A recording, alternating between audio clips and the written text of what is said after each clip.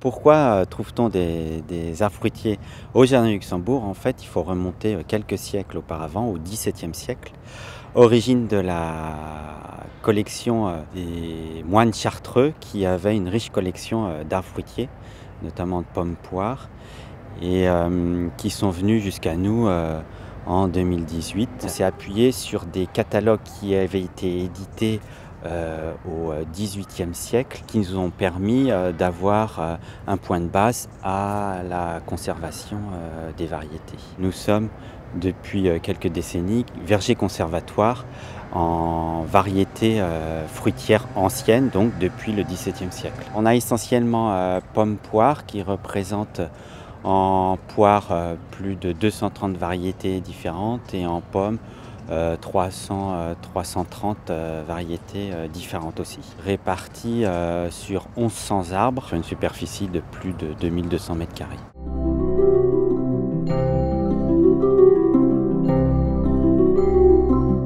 La difficulté, comme on a plus de 550 variétés, c'est de les connaître, notamment au niveau de la maturité, au niveau de la sensibilité aux maladies, au niveau de son comportement. Donc il faut suivre cette collection. Là, on a juste une vision du 21e siècle, mais au 17e, 18e siècle, les gens ils cueillaient les fruits, ils les mangeaient parce qu'ils avaient faim. Il n'y avait pas le côté gustatif aussi développé qu'aujourd'hui. Ce qui explique que beaucoup de variétés, certaines variétés étaient bonnes cuites, étaient constituées soit pour faire des confitures, soit pour être desséchées. C'est ce qu'on appelait par exemple des poires à taper, ce qui permettait d'être conservées dans le temps, puisqu'à l'époque il n'y avait pas de frigo.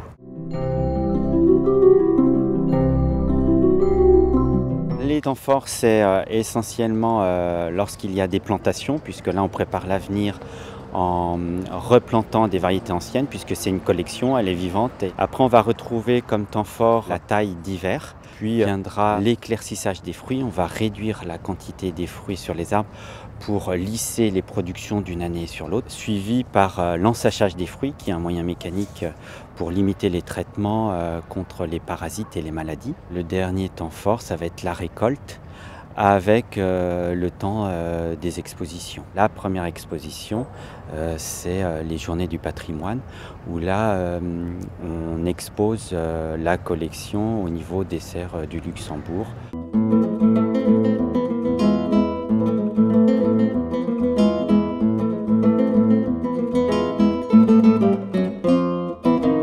Donc là, je vais récolter la poire sucrée de Montluçon, qui est bonne à récolter en ce moment. On fait légèrement un levier et le pédoncule de la poire cède naturellement sans résistance. Alors, toutes les poires sont en sachet avec du papier craft. Le but de ce sac, c'est de protéger le fruit contre le dépôt de spores de champignons qui pourraient provoquer des crevasses sur le fruit et compromettre sa conservation. Ça va protéger aussi contre certains parasites. On a au préalable fait des petites ouvertures pour que le fruit puisse respirer, pour éviter le pourrissement. On va récolter le fruit avec le sac et on enlèvera le sac à la récolte. Et bien souvent, on peut retrouver soit des perce-oreilles, des forficules ou des punaises qui viennent s'abriter à l'intérieur. Pour les fruits d'été, la date de récolte et la date de consommation est très réduite, de l'ordre de 5 à 10 jours. Et puis pour les poires d'hiver, eh bien donc cet écart est beaucoup plus important, puisque on peut consommer des pommes et des poires jusqu'au mois de mars-avril.